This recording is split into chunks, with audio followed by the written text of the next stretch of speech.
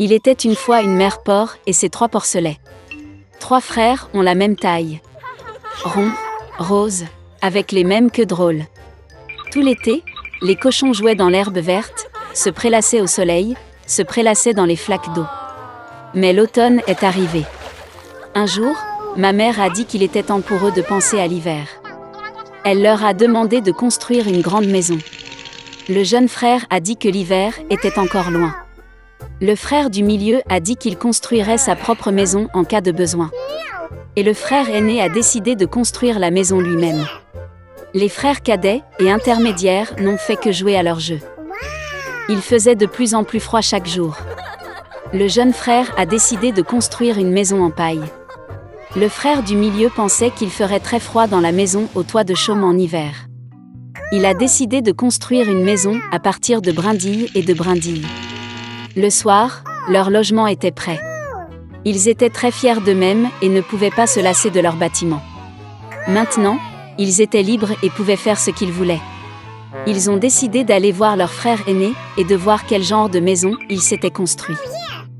Le frère aîné était occupé à construire. Il a appliqué des pierres, malaxé de l'argile et s'est lentement construit une maison fiable et durable. Les jeunes frères ont trouvé leur frère aîné au travail. Ils étaient très surpris du genre de forteresse qu'il construisait. Le frère aîné a continué calmement à travailler. Les frères cadets et intermédiaires ont commencé à plaisanter et à rire de sa maison. Ils étaient tellement amusés que leurs cris résonnaient loin à travers la pelouse. Le frère aîné a demandé à se taire, car le loup pouvait les entendre. Les frères cadets et intermédiaires étaient encore plus amusés. Ils ont décidé que le frère aîné n'était qu'un lâche. Et les 2 braves frères sont allés se promener. En chemin, ils ont chanté et dansé, et quand ils sont entrés dans la forêt, ils ont fait un tel bruit qu'ils ont réveillé le loup qui dormait sous le pin. Le loup mécontent et affamé se rendit à l'endroit d'où provenaient les hurlements de 2 cochons stupides. Les frères marchaient joyeusement et parlaient de la facilité avec laquelle ils traiteraient le loup. Et soudain, ils ont vu un vrai loup vivant. Il se tenait derrière un grand arbre. Il avait des yeux très mauvais et une énorme bouche à pleines dents. Les frères étaient si effrayés que leurs queues minces tremblaient finement, finement. Le loup se prépara à sauter, il fit claquer ses dents et cligna de l'œil droit. Les porcs reprirent soudain leurs esprits, hurlant à travers la forêt, se précipitèrent pour s'enfuir. Soulevant des nuages de poussière, ils se précipitèrent chacun dans sa propre maison. Le jeune frère a couru vers sa hutte au toit de chaume et a claqué la porte devant le loup. Le loup grogna et demanda d'ouvrir la porte. Le jeune frère, par peur, ne put prononcer un mot. Puis le loup a commencé à souffler. Le toit léger s'est instantanément envolé de la hutte au toit de chaume. Le loup prit une profonde inspiration et souffla une seconde fois, et la maison en chaume vola dans toutes les directions. Le loup était ravi, claqua des dents et se jeta sur son jeune frère. Mais le cochon esquiva habilement et courut. Il a couru à la maison du frère du milieu. Les frères réussirent à s'enfermer et se regardèrent avec consternation. Le loup s'est fâché et a commencé à souffler. La maison est légèrement de travers. Le loup a soufflé une seconde, puis une 3e, puis une 4e fois. Mais la maison était toujours debout. Le loup prit une profonde inspiration et souffla pour la 5e fois. La maison a tremblé et s'est effondrée. Une seule porte resta quelque temps au milieu des ruines. Dans l'horreur, les porcelets se sont précipités vers la maison de leur frère aîné. Le loup a couru après eux. Il était sûr que cette fois les porcs ne le fuiraient pas. Les porcelets se sont rapidement précipités devant le grand pommier sans même le heurter. Et le loup n'a pas eu le temps de se retourner et a heurté le pommier, qui le recouvrait de pommes. Une pomme dure le frappa entre les yeux. Une grosse bosse sauta sur le front du loup. À ce moment-là, les frères cadets et intermédiaires ont réussi à pénétrer dans la maison du frère aîné et à verrouiller la porte. Le loup courut vers la porte, grogna et demanda d'ouvrir la porte. Les jeunes frères avaient très peur et ne pouvaient rien dire en retour. Et le frère aîné savait que lui et ses frères n'avaient rien à craindre dans une maison en pierre solide. Puis le loup a aspiré plus d'air et a soufflé dès qu'il a pu. Mais peu importe combien il a soufflé, pas une seule pierre n'a bougé. Et puis il a levé les yeux et a remarqué une grande et large cheminée sur le toit. Il monta prudemment sur le toit et commença à descendre le tuyau. Les cochons ont entendu un bruissement. Le frère aîné a immédiatement deviné quel était le problème. Il se précipita rapidement vers le chaudron, dans lequel l'eau bouillait, et en arracha le couvercle. Le loup descendit la pipe et tomba directement dans le chaudron. Ses yeux s'agrandirent sur son front. Le loup échaudé s'envola avec un rugissement sauvage et se précipita dans la forêt. Et les 3 petits cochons se sont occupés de lui et étaient heureux d'avoir si habilement enseigné une leçon aux méchants voleurs. Dès lors, les frères et leur mère ont commencé à vivre ensemble, sous un même toit.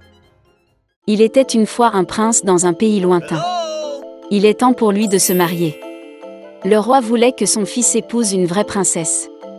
La reine a souhaité à son fils non seulement la fille du roi et de la reine, mais qu'elle soit douce, intelligente et gracieuse. Et lui-même voulait suivre les préceptes de son cœur. Le prince est allé à la recherche de la mariée. Après quelques jours de voyage, il atteint le royaume le plus proche. Le roi local aimait le prince poli et beau. Et il l'a emmené chez sa fille. La princesse était adorable.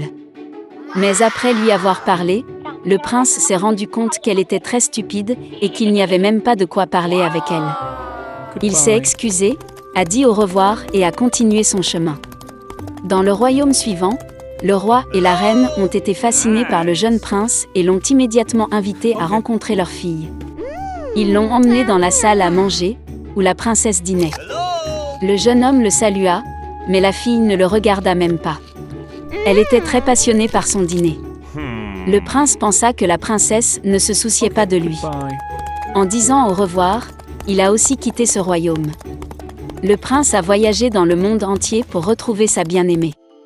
Après de nombreux efforts, il a perdu tout espoir de trouver une épouse convenable. Le roi et la reine étaient très inquiets à ce sujet. Pourtant, ils étaient heureux que leur fils n'ait pas épousé la mauvaise fille. Une nuit, une violente tempête a éclaté. Il a plu comme un seau, la foudre a éclaté et le tonnerre a grondé. Le prince ne pouvait pas dormir, regardant les éclairs et continuant à rêver de sa princesse. Soudain, on frappa à la porte. Lorsque le prince ouvrit, une jeune fille se tenait sur le seuil. Elle tremblait violemment alors qu'elle était trempée partout sous la pluie.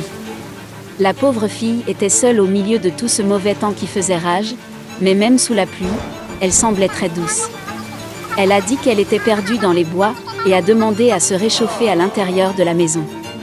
Le prince eut pitié de la pauvre fille et la laissa entrer dans la maison. Il la conduisit dans le salon et la fit asseoir devant la cheminée. La fille a dit qu'elle était une princesse d'un royaume lointain. Ils ont été attaqués et ses parents l'ont envoyée hors du château avec 2 soldats. Mais pendant la tempête, ils ont été perdus et la princesse a été laissée seule. C'était difficile pour la reine de croire cela, mais elle ne pouvait pas expulser la fille par un temps pareil. Lorsque le prince entra dans le salon, elle était déjà vêtue d'une robe sèche et propre que la reine avait donnée. Elle avait l'air éblouissante maintenant. Le prince n'en croyait pas ses yeux. Il est tombé amoureux. Mais à la demande de son père, il ne pourrait pas épouser une fille si elle n'est pas une vraie princesse. La reine comprit que le prince était tombé amoureux. Elle l'a rassuré et a dit qu'elle savait comment savoir si leur invité disait la vérité ou non. La reine se rend dans la chambre d'amis préparée pour la jeune fille et place un petit poids sec sous son matelas. Et en plus, elle a ordonné de mettre 6 autres matelas. Bientôt, la fille s'endormit dans sa chambre. Le lendemain matin, tout le monde attendait avec impatience le réveil de la princesse. Et quand elle s'est réveillée, la reine a demandé comment elle avait dormi cette nuit-là. La fille a répondu qu'elle était très reconnaissante pour la nuit et qu'elle dormirait beaucoup plus mal dehors sous la pluie. Malgré cela, elle dormait très mal et ne dormait pas suffisamment. Et maintenant, son dos lui fait mal, comme si elle dormait sur une pierre. C'était la réponse que la reine attendait. Elle savait que seule une princesse pouvait sentir le poids caché sous les 7 matelas. En entendant cela et en apprenant que la jeune fille était une vraie princesse, le prince a dit au roi qu'il voulait l'épouser. Le roi et la reine ont joyeusement béni le mariage de leur fils et de leur princesse. Le prince a demandé à la jeune fille de rester dans le palais jusqu'à la fin de la guerre dans son royaume. Et lui-même a envoyé ses troupes pour aider à sauver son pays. Ils se sont rapidement mariés et ont vécu heureux pour toujours.